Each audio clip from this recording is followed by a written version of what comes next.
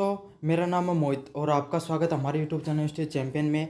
तो जैसा कि आप जानते हो, आपका बीए सेकंड सेमेस्टर का जो सोशियोलॉजी का पेपर होने वाला है, बेसिक कॉन्सेप्ट ऑफ सोशियोलॉजी, तो इससे संबंधित मैं आपको कंप्लीट जानकारी देने वाला हूं, जिसमें आपको सबसे पहले बताऊंगा आपके बारे में कैसा एग्जाम का पैटर्न रहेगा, कैसा आपका सिलेबस रहेगा। काफ़ी बच्चों का सवाल रहता है कि सर हमें कितने मिनिमम पेज भर के आने हैं। साथ के साथ इंपॉर्टेंट क्वेश्चन गेस पेपर में आपको बताऊंगा, पिछले साल का पेपर कैसा आया था वो बताऊंगा, और फ्री में क्लासेज और नोट्स कहाँ पर मिलेंगे। तो ये वीडियो ना आपके लिए बहुत ज़्यादा इंपॉर्टेंट होने वाला है। बस आपको क्या करना है, इस वीडियो को कंप्लीट का कंप्लीट देखना, बस आपको इतना करना है सिर्फ। तो चलो शुरू करते हैं अपन वीडियो को। इससे पहले आपको चैनल को सब्सक्राइब कर देना, वीडियो को लाइक कर देना और अपने दोस्तों को जरूर से शेयर कर देना है। तो चलो शुरू करें। आपका पेपर का नाम होगा सबसे पहले बेसिक कॉन्सेप्ट ऑफ सोशियोलॉजी। अब मैं आपको बताऊं इसमें पेपर का पैटर्न क्या होने वाला है। तो पेपर के पैटर्न की बात करें, आपका जो पेपर है वो कितने नंबर का देखने को मिलता है। नॉन कॉलेज वाले विद्यार्थियों के लिए 150 नंबर का देखने को मिलता है। और पासिंग मार्क्स कितने नंबर चाहिए थे, 60 नंबर उनको पासिंग मार्क्स चाहिए थे। तो नॉन कॉलेज का पेपर 150 नंबर का पास होने के लिए उनको कितने अंक चाहिए, 60 अंक चाहिए होते हैं। अगर आप रेगुलर के विद्यार्थी हो तो आपका पेपर 120 अंक का होता है और आपके लिए पासिंग मार्क्स कितने होते हैं, पासिंग मार्क्स आपको 48 होते हैं। मतलब आपके जितने भी नंबर का पेपर होता है उसका आपका 40% अंक लाने होते हैं पास होने के लिए। इतना आपको अच्छे से समझ में आ गया होगा। अब आपका पेपर है उसको वो पहली बार डिस्क्रिप्टिव होता है, लिखने वाला होता है, और आपका पेपर 3 भाग में बटा होता है, खंड ए, खंड ब और खंड स में। समझ में आ गया आपको, खंड ए, खंड ब और खंड स, 3 भागों में आपका एग्जाम वो बटा होता है। मैं खंड ए की बात करूं, इसमें क्या देखने को मिलता है, आपके सामने 10 छोटे वाले प्रश्न देखने को मिलते हैं। अति लघुतरात्मक 10 छोटे वाले प्रश्न देखने को मिलते हैं, जिनको आपको अच्छे से तैयार करके जाना होता है। 10 के 10 को करना भी अनिवार्य होता है, और इनका सॉल्यूशन आपको 3 से 4 लाइनों में देना होता है। ये भी याद रख लेना। आपको इनमें काफ़ी बच्चे क्या पूरा पूरा पेज बदल देते हैं, टाइम वेस्ट करते हैं, कोई मतलब नहीं है। आपको 1 नंबर ही मिलेगा, 3 से 4 मैक्सिमम लाइन है। काफ़ी बार तो सिर्फ आपको कोई बुक का नाम पूछ लेगा या कुछ, तो आपको सिर्फ एक ही लाइन में उत्तर देना होता है। खंड ब की बात करूं, इसके अंदर आपके सामने टोटल 4 क्वेश्चन आएंगे। 4 में से आपको क्या करना है, वैकल्पिक रूप से 2 प्रश्नों को चुनना होता है, और इसमें से 1.5 पेज आपको अप्रोक्स भरना होता है। कितना पेज भरना होता है, 1.5 पेज के अप्रोक्स आपको भरना होता है। एक आगे पीछे का एक वाला, एक दूसरे पेज का कंप्लीट वाला पेज, तो 1.5 पेज हो गया आपके सामने इस तरीके से। खंड स की बात करूं, इसमें आपके टोटल 8 क्वेश्चन आएंगे, प्रत्येक यूनिट से 4 प्रश्न आएंगे। प्रत्येक यूनिट से 2 प्रश्न आएंगे, गलती से 4 बोल दिया। 2 प्रश्न आएंगे एक यूनिट से, जैसे यूनिट फर्स्ट है उससे 2 क्वेश्चन आएंगे, वैकल्पिक रूप से उसके 1 करना होगा। तो इस प्रकार से टोटल 4 यूनिट से 8 प्रश्न होंगे, और आपको करना कितना होता है, 4 प्रश्नों को अच्छे से करके आना होता है। अब काफ़ी इंपॉर्टेंट सवाल होता है, सर हम कितने पेजेस भर के आएंगे, तो वो मैंने बता दिया आपको। टोटल पेजेस की बात करूँ मैं आपको, तो टोटल पेजेस इस एग्जाम में आपको 15 से ज़्यादा के आसपास आपको पेजेस भरना होता है। एक बात और बता दूँ, पेपर काफ़ी अच्छा होता है, मैंने इस पेपर आपको पढ़ाया था, तो काफ़ी अच्छा पेपर है, तो अच्छे से तैयारी करके भी जाना। तो समझ में आ गया आपको। अब मैं बात बताऊँगा आपको यूनिट वाइज कि आपको कौन सी यूनिट में क्या क्या चीज़ें पढ़ के जानी है।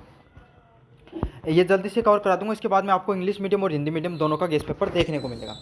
सबसे पहले बात करें अपन, जो आपका पेपर आता है उस यूनिट फर्स्ट की बात करूँ, आपके सामने जो यूनिट फर्स्ट होती है उसमें कौन से चीज़ें इंपॉर्टेंट होते हैं। सोशल स्ट्रक्चर इतना ज़्यादा इंपॉर्टेंट नहीं है। Institution and the social system काफ़ी ज़्यादा, संस्थाएं जो सामाजिक संस्थाओं से संबंधित पर्सन बहुत ज़्यादा इंपॉर्टेंट होता है, और आपके सामने हर बार देखने को मिलता है।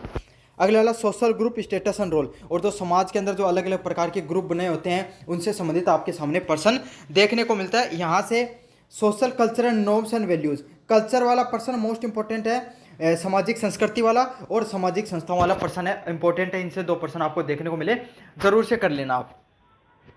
अगले वाले पर्सन की बात को यूनिट नंबर 2 की सोशलाइजेशन, समाजीकरण, तो समाजीकरण की कौन सी एजेंसियाँ और उनकी क्या थ्योरी होती है, ये भी इंपॉर्टेंट पर्सन होता है, क्योंकि समाजीकरण की जो थ्योरी है वो, और सोशल स्ट्रेटिफिकेशन, सामाजिक सतहीकरण से संबंधित पर्सन पिछली बार आ गया था, तो इस बार आप है ना सोशलाइजेशन वाला अच्छे से पढ़ लेना। समाजीकरण वाला पर्सन, समाजीकरण की क्या एजेंसियाँ होती हैं, समाजीकरण को करने की क्या क्या थ्योरियाँ दी गई हैं, ये वाला पर्सन आपके लिए बहुत ज़्यादा महत्वपूर्ण है, अच्छे से करके जाना इस पर्सन को। अब बात करूँ यूनिट नंबर 3 की तरफ, सोशल चेंज, सामाजिक बदलाव और सामाजिक जो माइग्रेशन होता है, मतलब लोगों का स्थानीकरण होता है, उसके बारे में क्या क्या थ्योरियाँ दी गई हैं। सोशल कंट्रोल, समाज पे नियंत्रण के क्या क्या नियम कायदे होते हैं, कौन से एजेंसियाँ काम करती हैं, कौन से जो थ्योरीज होती हैं वो लगती हैं। तो उसमें सोशल कंट्रोल पर भी आपको पर्सन देखने को मिलेगा, पिछली बार सोशल चेंज पर पर्सन आ चुका है। यूनिट नंबर 4 की बात करूँ, associative and the social process, तो आपको एसोसिएटिव एंड सोशल प्रोसेस की बात करूँ, इसमें कोऑपरेशन, माइग्रेशन एंड रिकमेंडेशन और सिमुलेशन, चारों की चारों चीज़ें इंपॉर्टेंट होती हैं। कैसे आप सामाजिक सहयोग करते हो, कैसे आप समाज के अंदर क्या करते हो, अपने आप को समायोजन करते हो, तो ये दोनों एसिमुलेशन और रिकमेंडेशन ज़्यादा इंपॉर्टेंट होने वाले हैं। अगले बार को dissociative process, conflict and the contravention, तो इतना ज़्यादा इंपॉर्टेंट नहीं है, ये चारों की चारों थ्योरियाँ ज़्यादा इंपॉर्टेंट होती है, अच्छे से करके चले जाना इनको। अब मैं आपको बताऊं, आपका जो गेस्ट पेपर से संबंधित जितने भी इंपॉर्टेंट क्वेश्चन है जिनको आपको अच्छे से करके जाना है, ये इसको मिटा देना, ये गलती से लिखा गया है यहाँ पर, बेसिक कॉन्सेप्ट ऑफ सोशियोलॉजी का ही पेपर है, ये गलती से लिख दिया था मैंने। पहले वाले प्रश्न की बात करूं, सामाजिक संरचना की अवधारणा को स्पष्ट करते हुए इसकी प्रमुख विशेषताओं, प्रकार तथा तथ्यों का वर्णन कीजिए। तो सामाजिक संरचना की अवधारणा को बताना है, साथ के साथ इसकी प्रमुख विशेषताओं और प्रकारों को आपको अच्छे से स्पष्ट करना है। काफ़ी ज़्यादा मोस्ट इंपॉर्टेंट प्रश्न होने वाला आपके सामने। अगले वाले बात को, संस्था क्या होती है, अगले वाला प्रश्न होगा आपके सामने कि संस्थाएं क्या होती हैं, संस्थाओं की विशेषताओं को स्पष्ट करते हुए संस्था के प्रकार व महत्व को स्पष्ट कीजिए। तो संस्थाएं क्या होती हैं, संस्थाओं की विशेषताएं क्या होती है, आपको उनको स्पष्ट करना और संस्था के प्रकारों के महत्व को आपको अच्छे से बताना। काफ़ी ज़्यादा मोस्ट इंपॉर्टेंट प्रश्न होने वाला आपके सामने। अगले वाले प्रश्न की बात को, सामाजिक व्यवस्था की अवधारणा को परिभाषित कीजिए तथा समाजशास्त्र में इस अवधारणा को महत्व समझाइए। तो सामाजिक व्यवस्था होती है, उसकी अवधारणा को आपको बताना है, परिभाषित करना और इसकी अवधारणा के आपको इंपॉर्टेंस या महत्व को अच्छे से बताना है। अगले वाले प्रश्न की बात करूं, सामाजिक समूह को परिभाषित कीजिए, सामाजिक समूहों की विशेषताओं तथा प्रमुख प्रकारों को स्पष्ट कीजिए। तो सामाजिक समूह है होते हैं, उनकी क्या क्या विशेषताएं होती हैं, उनको आपको परिभाषित करना और सामाजिक समूह की विशेषताओं को आपको उनके प्रमुख प्रकारों को भी अच्छे से स्पष्ट करना है। काफ़ी ज़्यादा मोस्ट इंपॉर्टेंट क्वेश्चन होने वाला है ये आपके सामने। अगले वाला प्रश्न है, संस्कृति को परिभाषित करते हुए इसकी प्रमुख विशेषताओं का उल्लेख कीजिए। तो संस्कृति को आपको परिभाषित करना है और उसकी प्रमुख विशेषताओं को आपको क्या करना है, आपको परिभाषित करना, उनको उल्लेख करना है। अगले वाले प्रश्न की बात को, समाजीकरण किसे कहते हैं, समाजीकरण की प्रक्रिया को स्पष्ट कीजिए, समाजीकरण के विभिन्न सिद्धांतों को स्पष्ट कीजिए। तो समाजीकरण, सोशलाइजेशन किसे कहते हैं और समाजीकरण की प्रक्रिया होती है, जो समाजीकरण की जो प्रक्रिया होती है, सोशलाइजेशन की प्रोसेस होती है, इसको आपको समझाना और उसके विभिन्न सिद्धांतों को भी स्पष्ट करना है। सामाजिक व्यवस्था व सिद्धांतों के कारणों की व्याख्या कीजिए। सोरेकिन, ऑकबर्न और कार्ल मार्क्स के सामाजिक परिवर्तन के सिद्धांत को स्पष्ट कीजिए। कार्ल मार्क्स को स्किप कर देना, इस बार सोरेकिन और ऑकबर्न वाला जो क्वेश्चन है उसको अच्छे से पढ़ के चले जाना आपको। अगले वाले प्रश्न की बात को, सामाजिक गतिशीलता का अर्थ और प्रकार पर एक लेख लिखिए।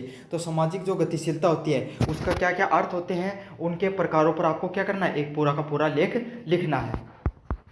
अगले वाले प्रश्न की बात करूँ, सामाजिक प्रक्रिया किसे कहते हैं, सहयोग की और एक सामाजिक प्रक्रिया के रूप का उल्लेख कीजिए। तो सामाजिक प्रक्रिया किसे कहते हैं आपको ये बताना है और सहयोग की एक जो सामाजिक प्रक्रिया होती है उसको भी आपको उल्लेखित करना है।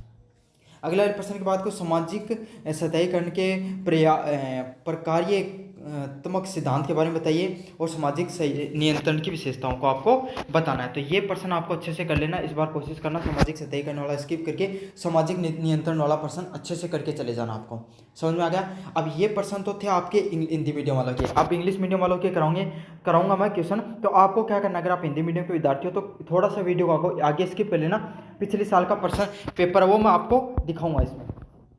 और इंग्लिश मीडियम वाले हो तो इंग्लिश मीडियम वाले आप देख लो इस पेपर को। Explain the concept of the social structure and describe it's main characteristics, types and facts. तो आपको concept of the social structure के बारे में बताना है, डिस्क्राइब करते हैं इसके मेन कैरेक्टरिस्टिक्स, टाइप्स और फैक्ट्स को।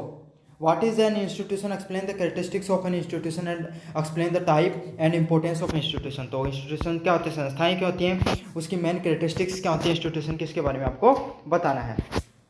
Define the concept of the social system and explain the importance of concept of sociology.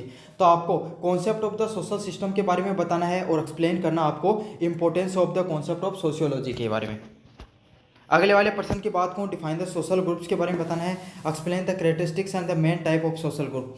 तो सोशल ग्रुप के बारे में बताना है और क्या क्या मेन कैरेक्टरिस्टिक्स और मेन टाइप होते हैं सोशल ग्रुप के, इसके बारे में आपको बताना है।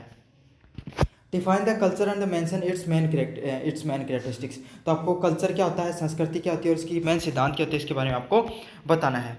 अगले वाले प्रश्न की बात करूँ, व्हाट इज सोशलाइजेशन, समाजीकरण क्या होता है और इसकी प्रोसेस के बारे में बताना सोशलाइजेशन की।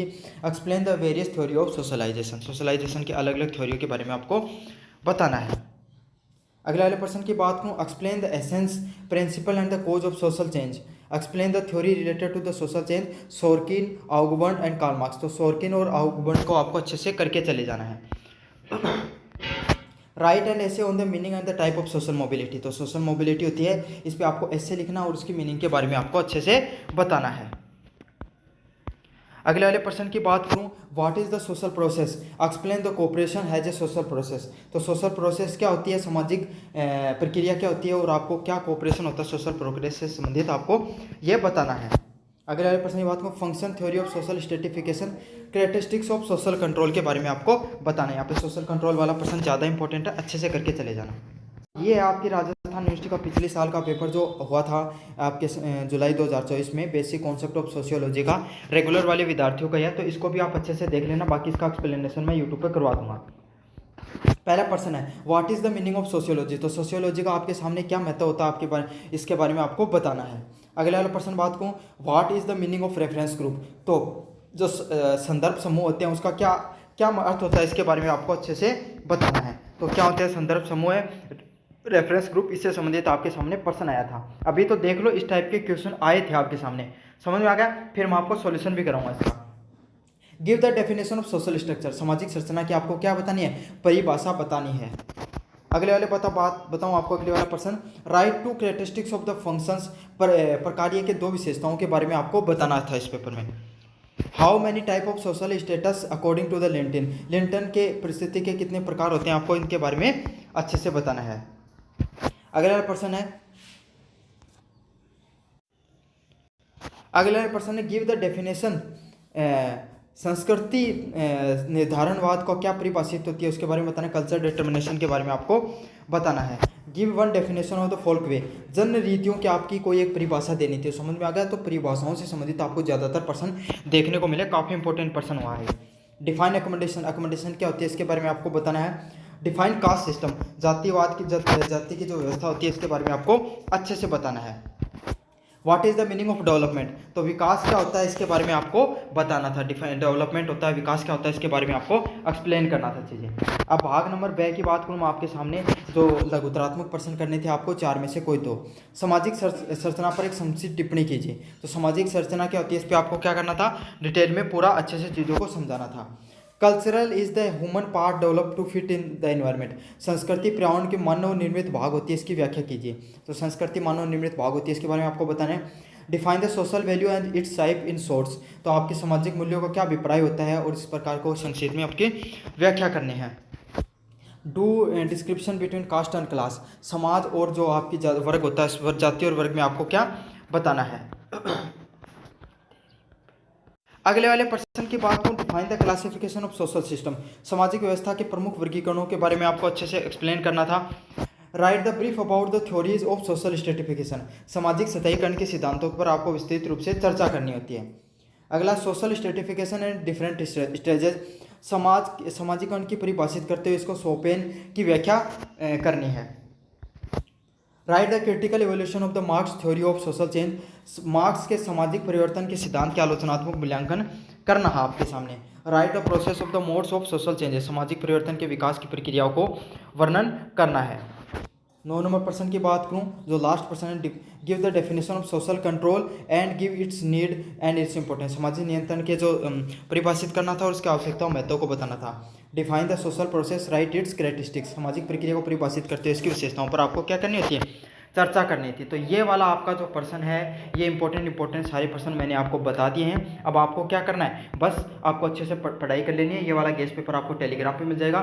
टेलीग्राम पे आपको क्या है, टेलीग्राम पे आपको PDF भी मिलेगी और साथ ही साथ आपको इन क्वेश्चन के सॉल्यूशन भी मिल जाएंगे। धन्यवाद।